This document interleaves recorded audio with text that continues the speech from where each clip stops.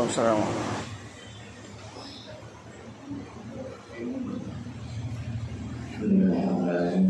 Assalamualaikum warahmatullahi Nabi Muhammad wa ala alihi wa ashabihi ajma'in. Wa la hawla wa la quwwata illa billahi rabbil alamin. Asyhadu an la ilaha illallah wahdahu la syarika lahu ilahul awwalin wal akhirin. Wa asyhadu anna Muhammadan abduhu wa rasuluhu al-mab'uts rahmatan lil alamin. Allahumma salli wa sallim wa barik ala nabiyyina Muhammad wa ala alihi wa sahbihi ajma'in. Wa la hawla wa la quwwata illa billahi rabbil alamin. Amma ba'd.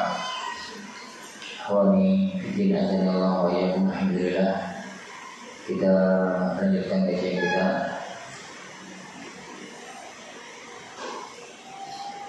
Kita masuk pada al-mabda' ats-tsani. Jadi al-mu'allif rahimahullah taala di muqaddimah dari kitab ini beliau mengatakan, sebelum kita masuk dalam perincian fikih pernikahan, fikih keluarga, maka ada sebaiknya saya sebutkan dulu fondasi-fondasi dasar di dalam membangun rumah tangga.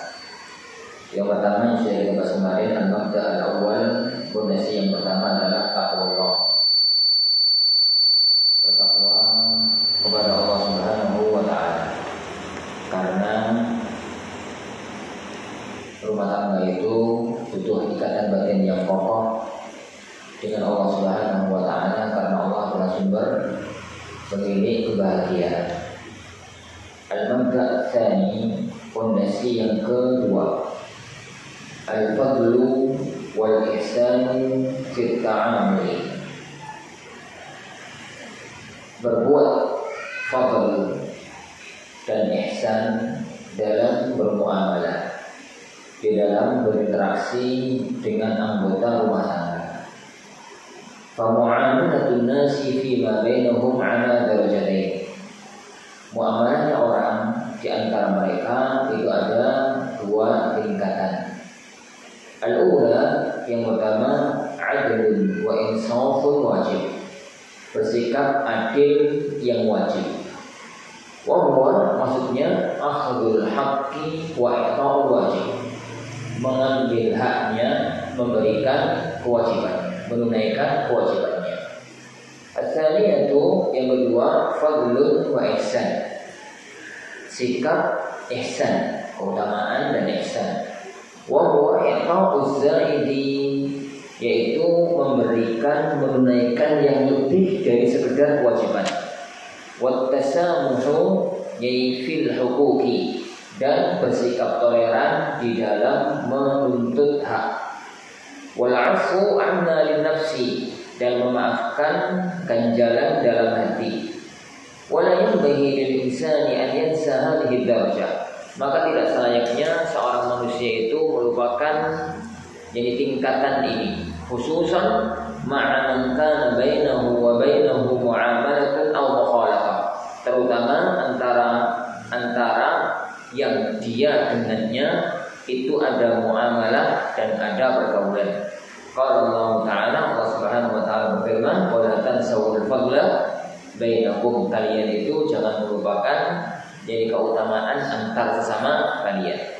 Fahadhil ayatu ja'at dhimna ayat talaq. Ayat ini itu berkaitan atau berada di antara ayat-ayat perceraian. Ba'da an dzakara ta'ala fil 'afwi. Setelah Allah Subhanahu wa taala menganjurkan atau memaafkan, wa anna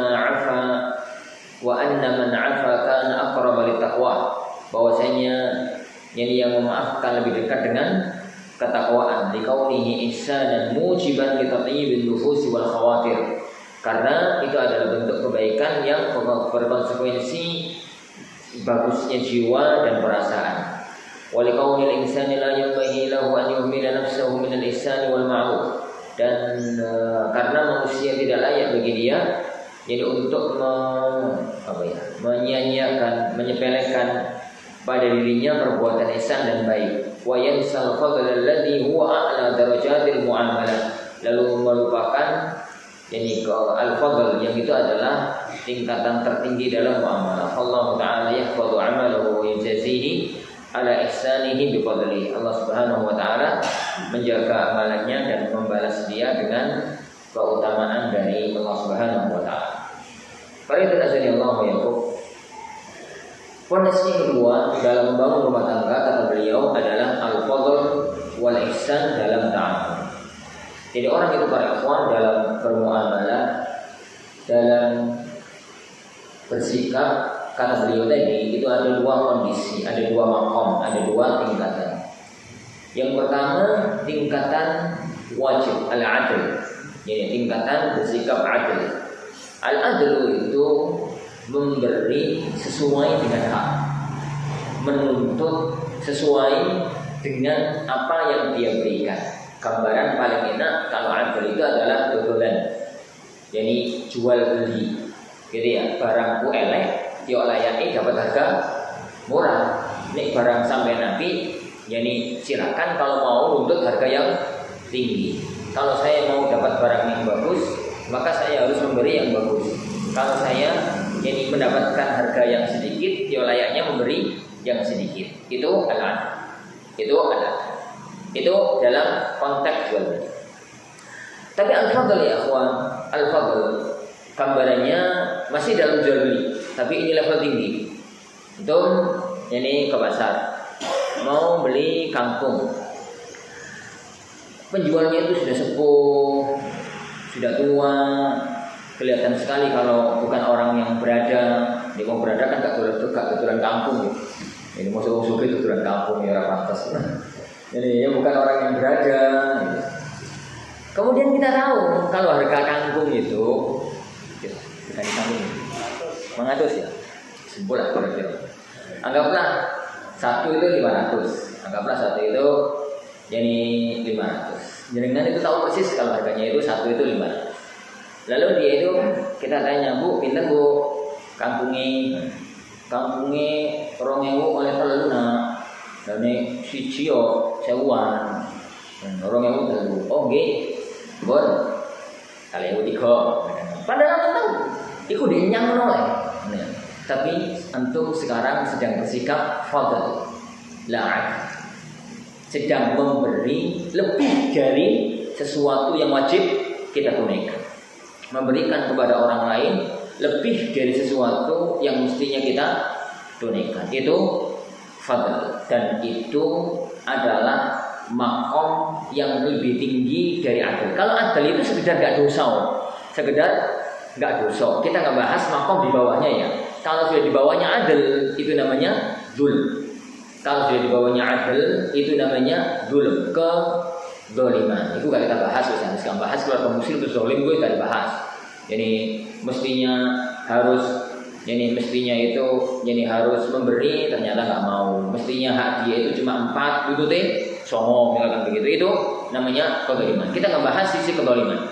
Kita bahas sisi-sisi itu nanti dalam masalah persengketaan rumah tangga. Tapi kita bahas sisi yang lumrah orang bermuamalah. Orang bermuamalah itu yang tidak sampai terjerumus ke dalam perbuatan yang haram, itu yang pertama level dasar itu namanya adil.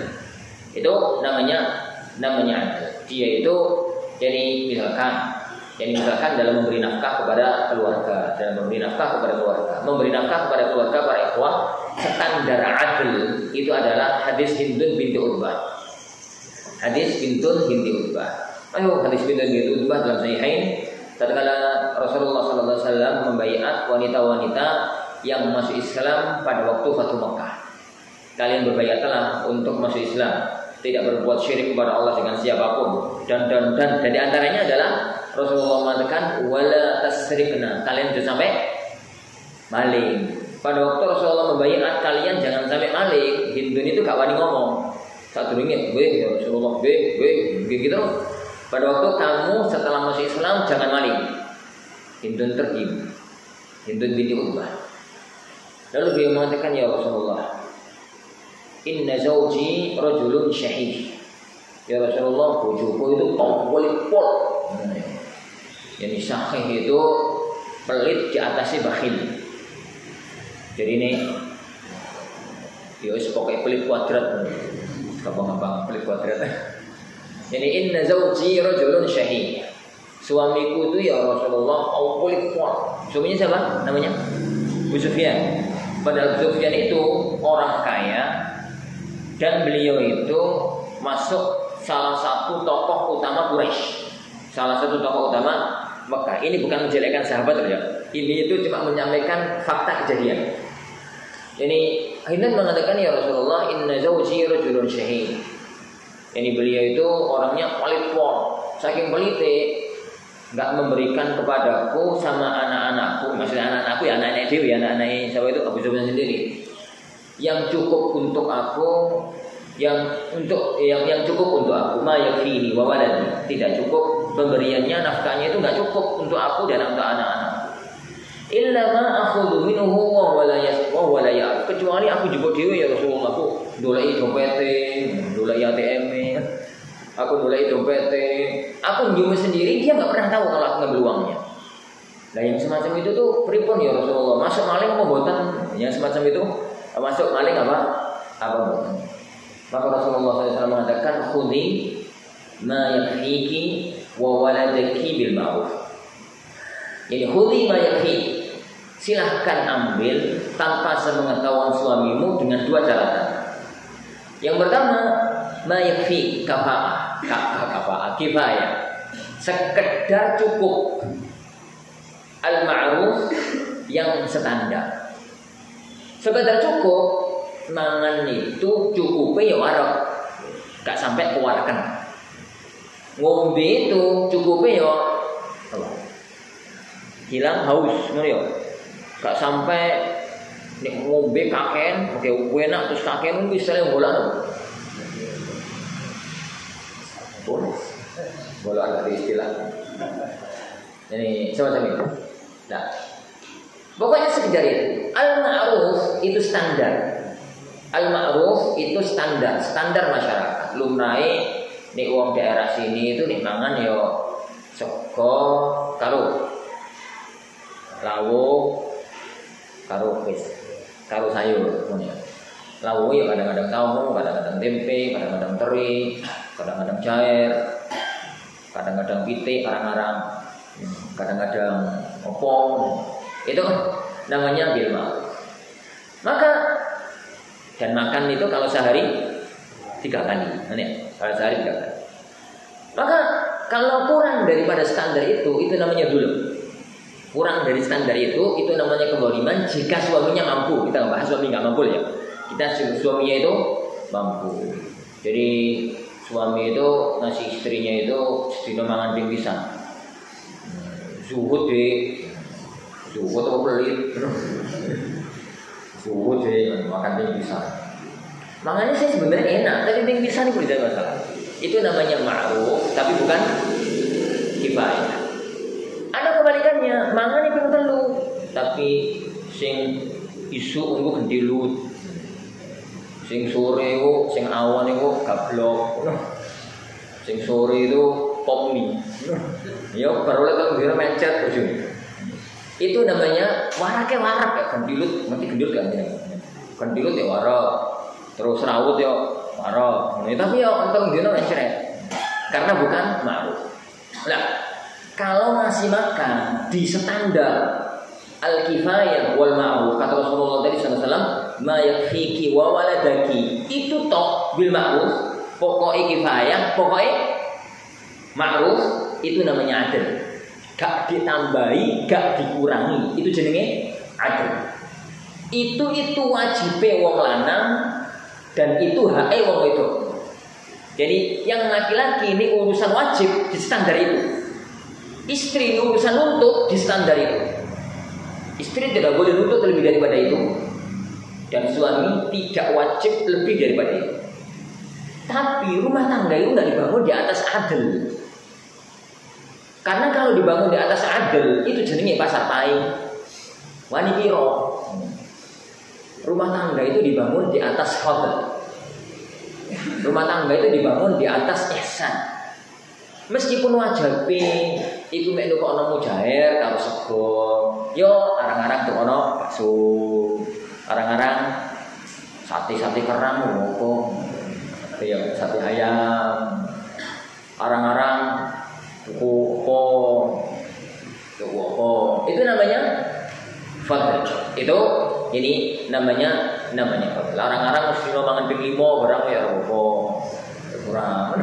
Dino orang-orang ya lebih daripada itu namanya fadl. Bahasa adil ya akhwan, itu kalau sudah terjadi sengketa. Bahasa adil itu bahasa fikih, bukan bahasa muamalah. Bahasa adil itu bahasa fikih. Bahasa fikih itu nek sing lanang pelit, sing wedok jalukan. Wapi yo, sing lanang pelit, sing wedok jalukan. Maka sebagai seorang mufti atau sebagai seorang qadhi, jangan menggunakan patokan ihsan. Jangan memerintahkan istri untuk sabar dengan kondisi suami yang semacam itu. Dan jangan memerintahkan suami untuk lebih daripada itu. Patokannya al-kifayah wal ma'ruf. Suatu hari ono kisah rodok itu aku eling mergo paling sembuhian gitu. Waktu isya kali. Itu ada telepon. Sekali kata. 2-3 kali ono boy tak. Ternyata ibu-ibu terus nangis. Ada apa Ada apa? Cerita dulu gak usah nangis. Cerita dulu gak usah nangis. Suami anak pelit. Balik kenapa? Karena gak dikasih nafkah. Masa ya bahasanya itu bahasa orang ngaji jelas. Jadi bahasa kan kita tahu bahasa orang ngaji itu jadi Allah khair Ustaz Allah fi menurut bahasa orang ngaji. Kamu dulu masih kan? Menurut bahasa orang ngaji kan kamu dulu nanti gak ngaji. Bahasa orang ngaji itu kan paten gitu ya, di bahasa syar'i itu jelas. Kemudian cerita dulu enggak usah nangis. Yang dimaksud dari anti bahwasanya suami tidak memberi nafkah jenengan itu gimana? Anak pengen beli sate gak dikasih. Sudah makan? Udah. Makanya apa tadi? Ya nasi. Ya nasi sama apa? Nasi sama lupa kamu syair bapak. Ini. Terus makanya kapan tadi sebelum maghrib. Sekarang panggil sate. Suami nggak mau beli karena ketawa dalam hati. Mau tak guyu gak pantas.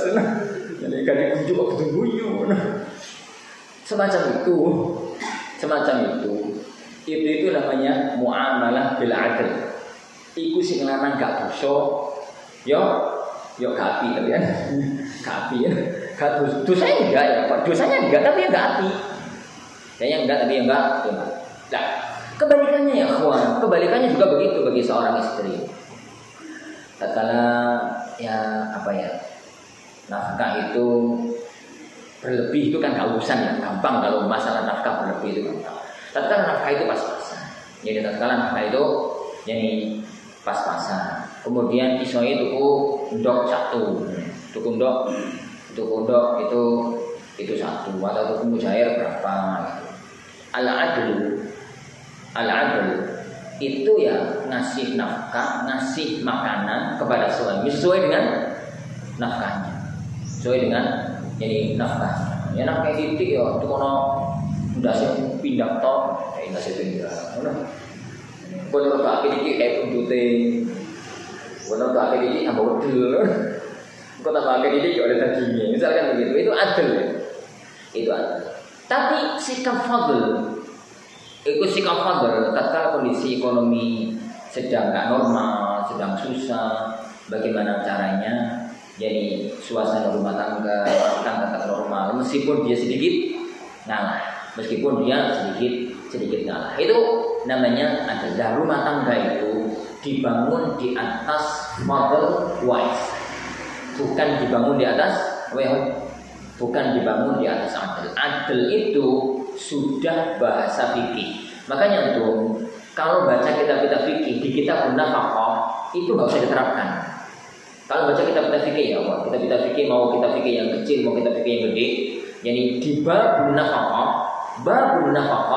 itu bab fikih dan bab fikih itu dibangun di atas al-adl. Untuk muamalah keseharian maka dibangun di atas fadl wa ihsan. Jadi memberikan lebih dan toleran, jadi memaafkan, tidak menuntut yang memang itu haknya. Seharusnya dia tuh berhak mendapatkan 6 gitu ya. Tapi ya wis papat-papat ra apa-apa, telu-telu ya ora. Jadi seharusnya dia itu wajibnya itu memberikan 5, tapi kemudian dia sampai memberikan 7, sampai memberikan 8, maka itu muamalah di atas adil. Dan itu dua-duanya, dari sisi suami, dari sisi istri, dari sisi suami dan dari sisi istri. Wallahu a'lam. Nah, al-mabda'u tsalis, fondasi yang ketiga, al-'ishratu bil ma'ruf, bergaul dengan baik, yang bergaul dengan baik. Qala Allah Ta'ala, Allah Subhanahu wa taala berfirman di surat An-Nisa, dalam surat An-Nisa, Innal hadithi an ba'di ahkamil usra, tatkala membicarakan tentang sebagian hukum rumah tangga. Rabbuna Jalla wa ala berfirman, wa 'ashiruhunna bil ma'ruf, bergaulah dengan istri-istri kalian dengan yang baik. Fa Allah Subhanahu bi mu'asyaratin nisa bil ma'ruf qawlan wa fi'la. Allah Subhanahu wa taala memerintahkan untuk berbuat baik dengan wanita, untuk bergaul dengan para istri dengan baik. Qaulan, baik itu ucapan, wa fi'la, maupun perbuatan. Bisuhbatil jamilati, dengan cara bergaul yang indah, yang cantik, yang bagus. Wa kafil adza, menahan diri jangan sampai menyakiti. Wa badril ihsan, yaitu mencurahkan kekuatan untuk bisa berbuat ihsan. Wa husnil muamalah, dan bermuamalah yang baik. Wal kalimatit thayyibah, dan ucapan-ucapan yang baik. Fadlan an kiswatihinna wan nafaqah 'alaihinna wa nahwihima, lebih dari sekedar cuma ngasih pakaian, ngasih nafkah kepada mereka dan yang semisalnya. Wa bi'adamil iltizami bihadza tawjih ar-rabbani, yani tanpa seseorang rumah tangga itu memperhatikan yakni arahan nasihat dari Allah Subhanahu wa taala ini, falan yakunal baitu sakana, maka rumah tangga enggak akan pernah tenang. Wa sataftaqidul 'alaqatu baina zawjayn al-mawaddata war-rahma wal-uns, dan hubungan antara suami istri itu akan kehilangan cinta, kasih sayang, dan uns itu saling apa ya?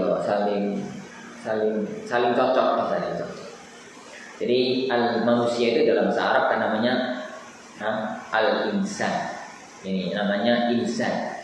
Insan itu ada dua kemungkinan pengambilan katanya. Akar katanya insan itu ada dua kemungkinan.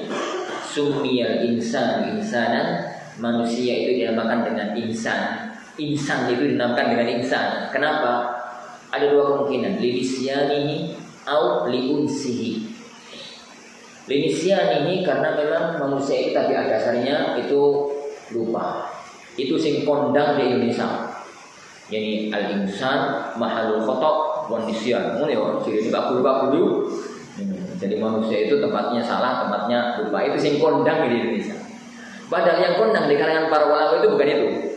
Yang kondang di kalangan para ulama itu summiyal insanu insanan liunsihi. Manusia itu dinamakan dengan insan itu karena dia itu butuh hidup dengan orang lain dan cocok serasi. Hidup dewean itu nggak iso. Hidup dengan yang nggak cocok ya nggak iso.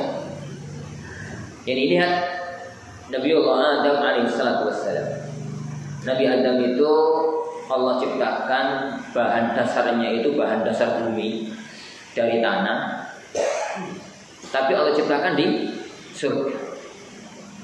Begitu Nabi Adam sudah berwujud makhluk hidup, maka Nabi Adam itu diberikan oleh Allah kemuliaan, dilebihkan di atas makhluk yang sudah ada, para malaikat dan para jin. Singkat cerita, bahwasanya Nabi Adam itu pada waktu beliau tercipta itu akeh kancane, malaikat yo akeh, jin yo akeh, dan balik. Wis akeh, jadi wis ono kancane duwe kanca. Tapi enggak cocok. Jadi yo jamangan pecong, malaikat ra ben pecong. Jauh ngono yo gak cocok plus. Jadi gak ada uns. Maka beliau minta sama Allah Subhanahu wa taala, ya Allah, aku minta teman.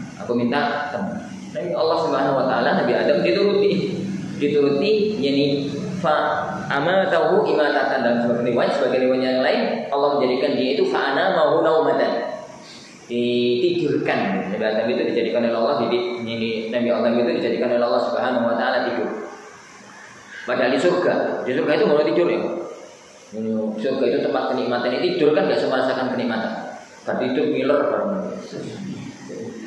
Ini putih. Di surga itu ada gitu. Tapi Allah Subhanahu Wa Taala menjadikan Nabi Adam itu tidur. Ini tidur, bangun-bangun itu ada temannya, yaitu Ibunda Hawa yang Allah ciptakan dari tulang rusuk. Yani beliau yang sebelah kiri, yang tulang rusuk sebelah kiri. Gak tahu sama gitu, kamu sama-sama menungso yo. Jak ngomong yang nyambung, jangan pecel barangnya kodo-kodo senengin, jangan ngono ya kodo-kodo senengin. Itu namanya uns. Bahasa saya pun. Apa bahasa saya? Jadi beliau tadi mengatakan di sini tadi al-mawaddah war-rahmah wal-uns. Mawaddah itu cinta ya. Rahmah itu kasih sayang. Uns kasih. Sebuah allati hiya min a'zami maqasidi bina uswah. Yang mana itu semua adalah di antara yang paling agung dari tujuan dibangunnya ini sebuah rumah tangga. Barakallahu Allah wa jadi iya. Satu kalimat yang sangat agung dari Allah Subhanahu wa taala tatkala membangun rumah tangga. Allah Subhanahu wa taala membangun rumah tangga itu di atas 2 ayat. Ayat yang pertama kul akhir. Ayat yang kedua itu adalah perantara jalan wasilah untuk mencapai kul akhir. Kul akhirnya itu adalah ayat yang sering dibaca pada waktu walimahan. Wa min ayatihi an khalaqalakum min anfusikum azwaja litaskunu ilaiha wa ja'ala bainakum mawaddatan wa rahmah. Jadi Allah Subhanahu wa taala menciptakan yani laki-laki dan perempuan itu lalu ketemu itu nikah maksudnya. Nah, pernikah itu muncul sakinah. Bersakinah itu muncul mawaddah. Dari mawaddah itu muncul rahmah. Dan itu teori ilahi. Nikah dulu, pernikah itu muncul sakinah. Karena semarang salanang bebujo kan yo anteng to ya ayem. Sekali dari jumblune. Soalnya jumblune. Sekali dari jumblune. Ini sing wedok barang sekali dari perawan tuwa. Wes ayem gitu. Jadi merasa punya pasangan itu pertama kali itu ayem. Ini durung cinta ya, wah, durung kenal. Cinta apa nih durung kenal. Ini. Yang kedua, setelah kan tresno itu jalanan sangka kulino terus tresno. Akhirnya cinta. Cinta itu ya lebih cenderung ke sesuatu yang zahir. Karena ayu, karena ganteng, karena ini, karena ngono. Kok wis padha tuwane, wis ngono wis hilang. Kok misalnya irung puluh,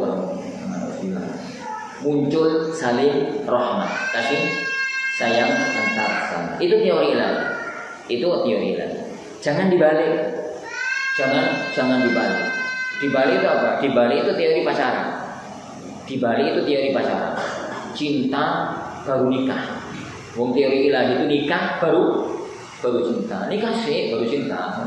Jangan cinta sih baru kemudian. Itu ayat pertama. Itu namanya gul. Jadi tujuan akhir rumah tangga di dunia itu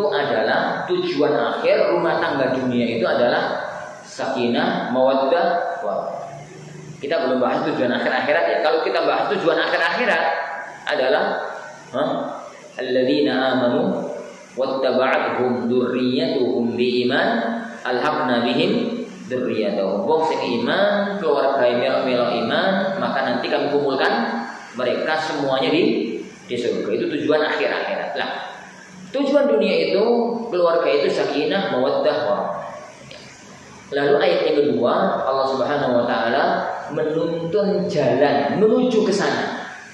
Jalan menuju ke sana itu ayatnya adalah wa'ashiruhunna bil ma'ruf, bergaul dengan keluarga, dengan istri sebaik mungkin. Bergaul itu ya ucapan, ya perbuatan, ya sikap tubuh, ya pandangan mata, ya apa namanya muamalah.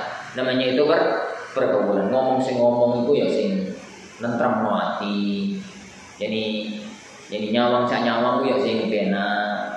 Gerak itu ya sing benak. Itu namanya wa'ashiruhunna bil ma'ruf. Dan ini tergantung kepada uruf yang berkembang di tengah masyarakat. Tidak harus kemudian sama dengan urufnya Rasulullah Shallallahu Alaihi Wasallam. Itu mirip-mirip ya kawan. Kalau Rasulullah itu manggil istrinya, itu kayak orang Arab. Orang Arab manggil istrinya jangkar langsung. Sing wedok barang manggil sing lanang itu jangkar langsung. Ya pulang. Jadi wedok itu misalkan ya seorang istri punya suami jenenge Joko. Nyelip Joko ini oh. Iku nek wong Arab pantes. Ini wong Arab itu kan, tapi di negeri kita itu gak ngelarang mati. Itu ngelarang mati. Jadi yang semacam itu beda antara satu kondisi dengan kondisi yang lain. Jadi beda dengan satu kondisi dengan kondisi yang lain. Mengikuti uruf yang berkembang di masyarakat. Mengikuti nilai uruf yang berkembang di masyarakat. Semacam itu. Jadi tata bicara, tata bergaul, satu daerah dengan daerah yang lain itu berbeda. Lah, wa'ashiruhunna bil ma'ruf. Masuk dalam wa'ashiruhunna bil ma'ruf itu adalah berbuat baik kepada keluarga pasangan. Kepada keluarga pasangan. Jadi suami berbuat baik kepada keluarga istri, istri berbuat baik kepada keluarga suami. Istri berbuat baik jadi kepada keluarga suami. Bahkan sebaiknya yang lebih perhatian kepada keluarga istri itu suami. Misalkan arep dolan ning keluarga istri, mudik nih pas liburan pesantren. Ki bawa apa Dik? Bawa apa? Yes, tumbas.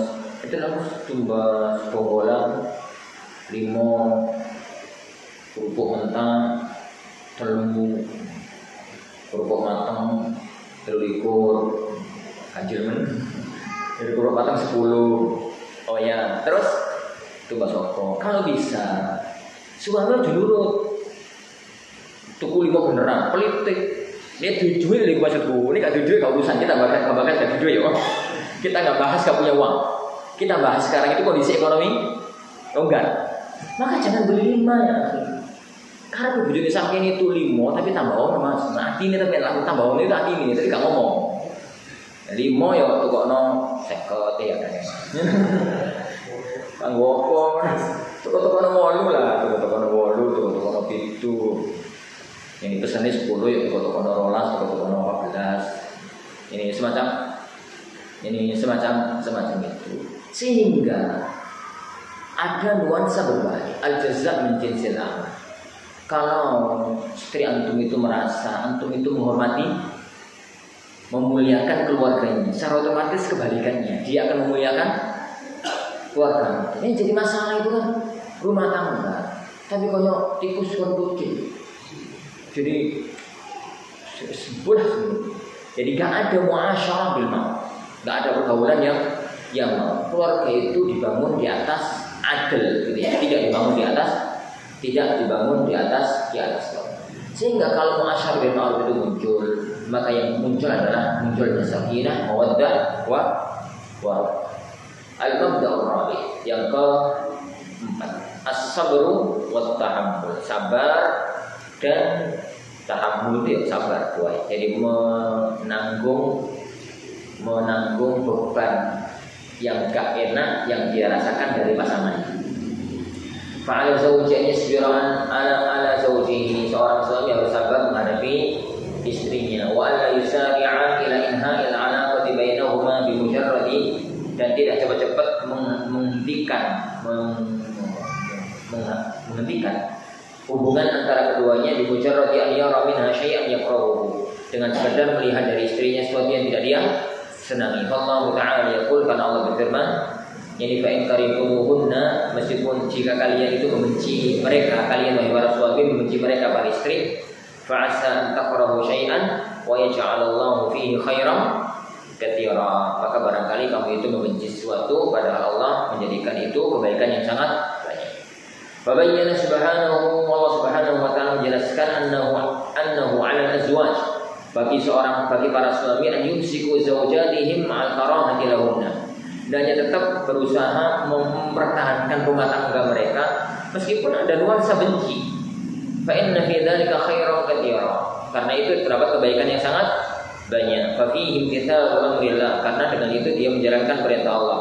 Wa qabulu wasiyatihi allati fiha sa'adatud dunya wal akhirah, dan menerima wasiat dari Allah yang itu adalah kebahagiaan dunia dan akhirat. Wa aidan, dan juga fa ijbaru zawji nafsahu ma'adami mahabbatihi laha. Jadi kalau seorang suami memaksakan dirinya padahal dia tidak mencintai istrinya, fihi mujahadatun nafs, itu adalah perjuangan jiwa. Wa takhalluqi bil akhlaqil jamilah, dan berakhlak dengan akhlak yang mulia. Wa rubbama tazulul karahatu wa takhlufuhul mahabbah, dan bisa jadi kebencian itu hilang dan akan diganti dengan rasa cinta. Wa rubbama ruziqa minha waladan salihan nafa'a walidayhi fid dunya wal akhirah, dan yang barangkali dengan keduanya itu nanti dikasih rezeki anak yang memberi manfaat dunia dan akhirat untuk orang tuanya. Wa hadza kulluhu ma'alimkan fil hisab wa 'adamil mahdzur. Ini semua kalau memungkinkan untuk tetap mempertahankan rumah tangga dan tidak menerjang sesuatu yang terlarang. Baik, terjadi Allah ya.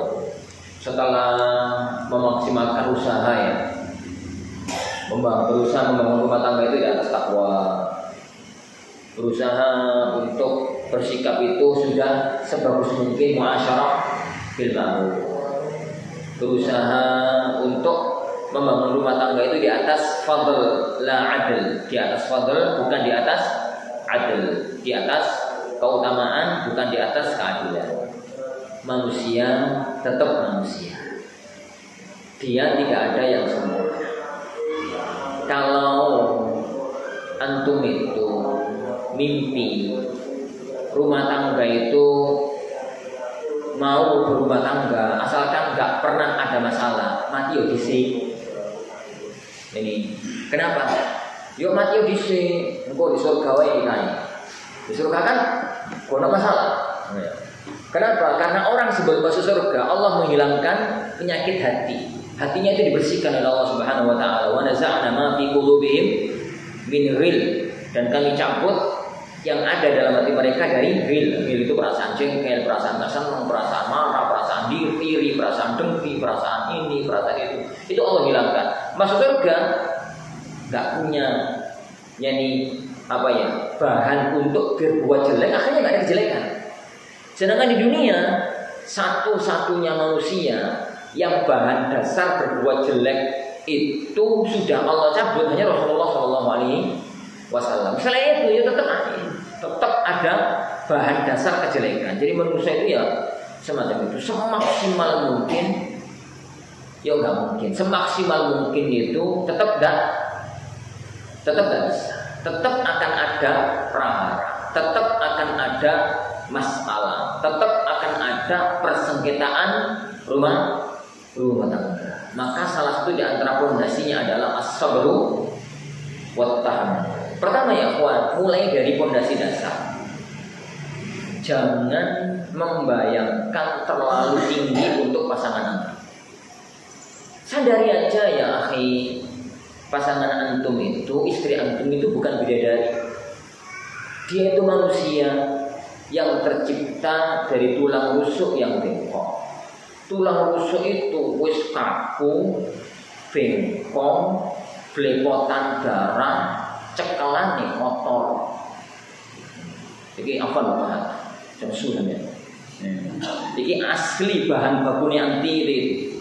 Tulang rusuk kiri paling atas. Itu tulang rusuk paling bengkok. Jenenge tulang rusuk itu kaku. Nek lemes iku jenenge bonggolan. Lemes yo bunter-bunter iso jenenge bonggolan. Nek tulang rusuk itu kaku. Wis kaku, dicupuk pertama kali dari badan itu belepotan darah. Wis ngono kan pegang iku tangan dadi kotor. Itu bahan dasar anti. Makanya pahami para ikhwan, sesuatu itu tidak akan bisa keluar dari bahan dasar. Sampeyan pun nek gawe makanan teko bahan dasar telo, dia olah koyo apapun, dia bolete tetap ketok. Yani minyoke tetap kroso. Meskipun diolah dengan model apapun tetap ketok.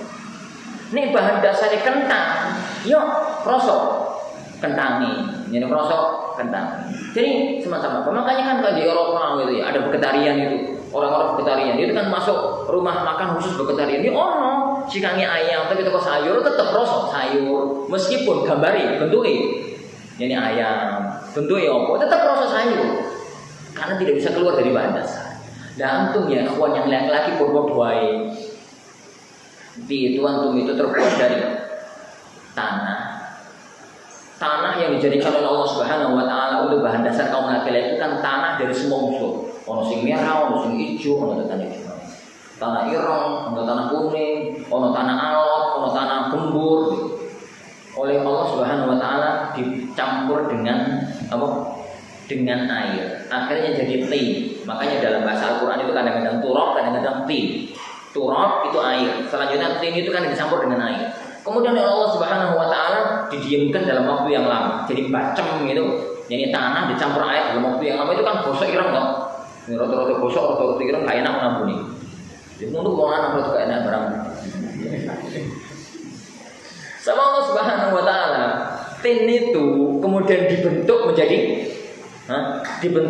manusia. Oleh Allah Subhanahu wa taala kemudian dipanggang. Dipanggang itu menjadi kalfakhar. Koyok cowek, ulek-ulek, kendi, genteng, kalfakhar dipanggang. Jadi dipanggang. Lalu Allah tiupkan roh. Maka bahan dasar manusia itu adalah tanah, air, api, udara. Karena nggak mungkin orang pengapian tanpa udara. Itu bahan dasar laki-laki. Makanya orang lanang itu kadang-kadang ya metu banyune lembut. Kadang-kadang metu genini. Sakor-karo metu genini.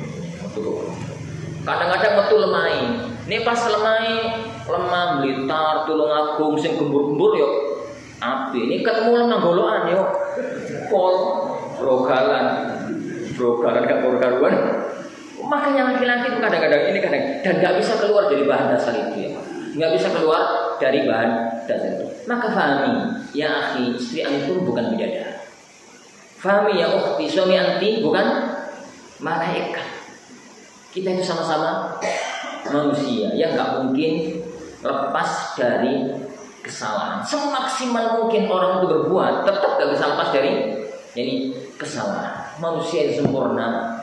Jadi manusia yang sempurna itu rumah tangga yang sempurna itu hanya rumah tangganya Rasulullah SAW dengan ibunda Aisyah. Itu ayo gegeran, yo ono cemburu, yo ono ini, yo ada yang semacam itu. Padahal terjadi yang terjadi. Tinggal bagaimana kita itu memoles satu kejadian. Masih ingat toh? Jadi rumah tangga Ali sama Fatimah. Fatimah itu pimpinan wanita surga. Jadi terus Ali itu calon penghuni surga. Siang-siang musim panas Rasulullah SAW itu sowan ke rumah putri ini. Jadi rumah Rasulullah dengan rumah putrinya itu beda gang. Jadi sebelah timur Masjid Nabawi itu rumah Rasulullah, di belakangnya rumah Rasulullah ada gang, di belakangnya lagi itu rumahnya Fatimah. Kok ngerti? Yo ngerti. Belakangnya lagi itu rumahnya Fatimah. Jadi beda gang. Siang-siang Rasulullah SAW itu sowan ke rumah putrinya. Putrinya itu sendirian, suaminya nggak ada. Rasulullah tanya sama putrinya, Fat, bujumu nanti. Yuk kamu bahasa Arab kok. Yuk bosong boloane. Ini Fat, suamimu kemana? Kami tengkar bah. Tengkar, tak tahu tadi Ali kemana. Ini Ali itu kemana? Itu mereka itu tengkar, gak jelas tengkarnya itu kenapa. Padahal Ali itu mengandalkan kekuatan pendekar. Fatimah jadi pecel itu. Yani kalau Ali itu mengandalkan tengkar terus mengandalkan jadi pendekar, jadi pecel itu Fatimah. Ini tadi kan juga Ali itu keluar daripada gegeran beliau itu keluar. Padahal musim panas, antum tahu lah musim panas Saudi, musim panas yang bolo aneo. Sekarang kan musim panas yo, siang-siang kan panas. Itu musim panas Jawa, musim panas Saudi. Ya jangan ditanya. Ali itu keluar menunggu jadi ini masjid itu makanya ngomong di wujud seluruh wujud hati-hati asalkan gak itikaf yo ora jujur gak itikaf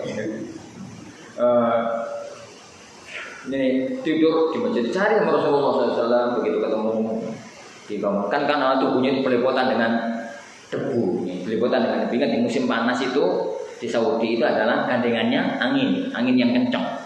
Jadi ini musim panas itu kan gandengannya angin yang kencang. Jadi tubuhnya itu belepotan dengan debu, dibangunkan Rasulullah, kum ya Baturok, baca kita ikum uang pekakan debu. Jadi belepotan. Ini semacam itu bahasa yang semacam itu rumah tangganya siapa? Fatimah sama keluarga sama teman-teman. Ini keluarga sama teman-teman. Makanya kalau ada orang suami ngomong, aku selama rumah tangga nggak pernah tengkar. Kalau aku yuk sampai kawong berarti. Sampai kawong berarti. Kok ngurus kau enak nyanyi? Iya, sampai kawong berarti. Ini nggak pernah tengkar berarti kawong. Sama-sama nggak punya perasaan. Ini sama-sama nggak punya perasaan. Jadi kawong. Robot lanang sama robot wedok. Kenapa? Itu nggak mungkin ya, Wah. Itu nggak mungkin. Pasti suasana nggak enak. Tapi tinggal memanage bagaimana cara rumah tangga itu, pertengkaran itu menjadi sesuatu yang jadi yang baik. Jadi lihat salah satu di antara ini caranya Rasulullah SAW itu menahan diri dari sesuatu yang sebenarnya itu Rasulullah itu marah. Yang Rasulullah SAW itu suatu hari Rasulullah itu sedang di rumah Aisyah.